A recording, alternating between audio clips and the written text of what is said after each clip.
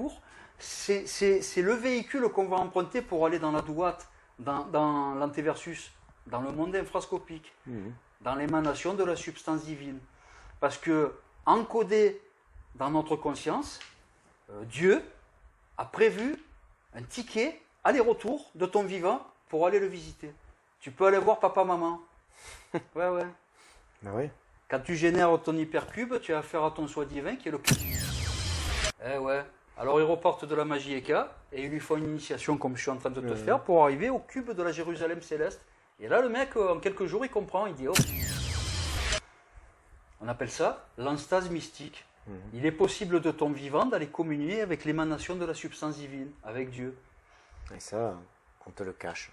Et ça, l'Église le cache. Alors que par exemple les bouddhistes te donnent la recette avec les vahanas, les hindouistes te donnent la recette avec les vimana, les juifs kabbalistes, les juifs te donnent la recette avec la kabbale, les soufis dans l'islam te donnent la recette dans le soufisme avec le baraldat. Et qui c'est qui est les couillons de service? Les chrétiens.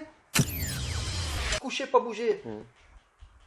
Mais c'est pareil dans le Coran, alors c'est pareil, si tu ne le lis pas avec le batin, c'est la même chose, c'est le même message. C'est à peu près pareil, ouais. C'est-à-dire, il y a trois, dans les cultes abrahamiques, il y a trois choses qu'il faut se préserver, c'est le Talmud, la Sunna et le dogme chrétien. Voilà. Talmud, tu t'en occupes pas. Sunna, tu t'en occupes pas. Et le dogme chrétien, tu t'en occupes pas. Par contre, si tu vas chez les juifs, tu mets de côté le Talmud, mais tu rentres dans le Zohar, ou dans le Sefer Yetzirah. Quand tu vas chez les musulmans, tu mets de côté la Sunna, tu rentres dans le soufisme, et tu auras accès au Baraldat. Et quand tu vas chez les chrétiens, bon, c'est plus pratiqué, mais il y a la gnose chrétienne et il y a les chrétiens mystiques rénants. C'est-à-dire, il y a eu des mouvements qui ont atteint l'Ein Sof, qui ont compris comment ça se passait, mais c'était très restreint, c'était une petite communauté.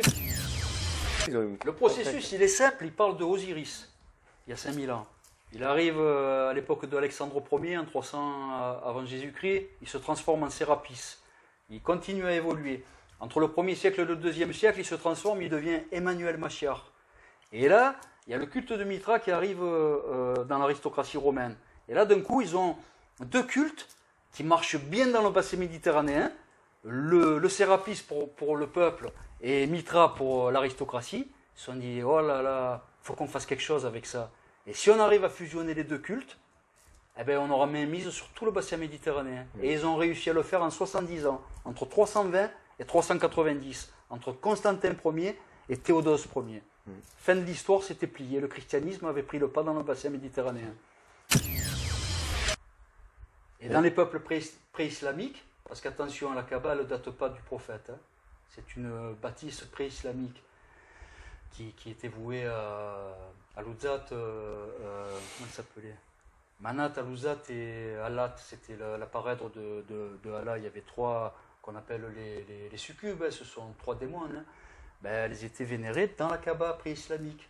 C'était pas pour Allah ce centre de convergence mystique, c'était pour les trois démons succubes. Il y avait trois démons femelles dans la Kaaba. Ah ouais, ça a l'air de te surprendre. Bah, voilà, l'hypercube c'est une Merkaba, je sais comment ça fonctionne, l'univers se tient en lui-même.